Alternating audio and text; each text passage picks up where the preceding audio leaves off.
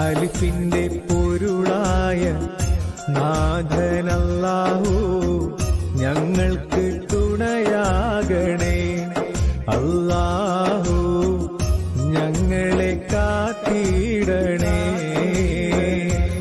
കാരുണ്യക്കടലായ നാഥനല്ലാഹു ഞങ്ങൾക്ക് കനിഞ്ഞിടണേ. നിൻ കാരുണ്യം മഴയായി ചൊരിഞ്ഞിടണേ. പാപികളാകും ഞങ്ങൾക്കെല്ലാം നേർവഴി നൽകണേ.